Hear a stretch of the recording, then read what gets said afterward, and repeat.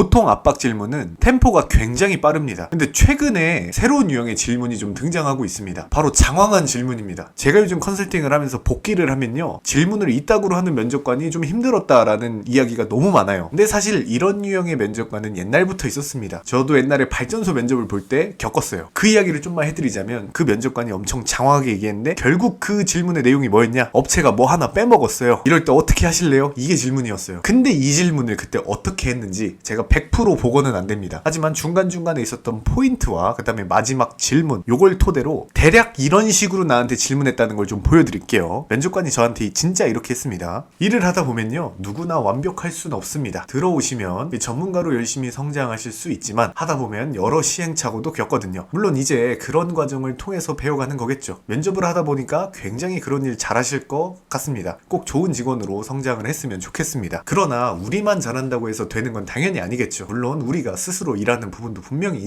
있는데 보통은 우리가 하청이라고 하는 협력사와 일을 하게 됩니다. 대기업 수준의 그런 역량이 있으신 분들일 수도 있겠지만 그렇지 않을 수도 있습니다. 자, 우리는 아무튼 이런 사람들과 함께 일을 하면서 또 마치 한 회사에서 일하는 것처럼 열심히 협업을 해야 하잖아요. 그런데 이분들이 물론 일을 대충 하시는 분들도 있겠지만 정말 실수로 일을 하다 보면 정말 실수로 일을 깜빡하는 경우도 있고, 그런 것이 아니라면 작은 이 전구 같은 아주 작은 물건 하나라도 잘못, 그러니까 우리가 요청한 것과 다르게 시공을 하는 경우가 발생할 수 있습니다. 굉장히 난처한 문제죠. 자, 만약에 이렇게 작은 전구를 시공하다가 빠뜨렸다면 어떻게 이 문제에 대해서 접근하고 일을 어떤 식으로 해결해야 한다고 생각하시나요? 약간 이렇게 박찬호 스타일로 면접을 해주셨습니다. 자, 이렇게까지만 보시면요, 여러분 안 헷갈릴 것 같죠? 이게 이제 집수능이라는 거야. 자, 여기에 이제 긴장감이 들어가겠죠. 내가 여기서 무슨 대답을 하는지에 따라 내 인생이 바뀌어요. 그 순간이야. 이 상황이라고 가정을 하면요, 정말 어렵습니다. 이거 대처 방법은 사실 우리가 그냥 기본에 충실하면 돼요. 집중하는 거예요, 면접관이 하는 말. 그래서 제가 지금 궁금해하는 게 뭔지 그것만 집중하는 거예요. 그리고 스크립트 짜는 거예요. 제가 궁금해하는 걸 듣자마자 나는 저거에 대한 답변뿐만 아니라 내가 이 답변을 했을 때 어떤 꼬리 질문 받게 되는지 그 리스트까지 머릿속에 따다닥 있는 상태에서 집중을 해야 이런 장황한 면접에 대비가 되는 거예요. 그러니까 어떻게 보면 집중하려고 스크립트를 짜는 거예요. 예를 들어서 아까 처음 말했던 이 문장에서 여기 지금 시행착오, 이 문장을 하나 딱 봤다고 해보자. 그러면은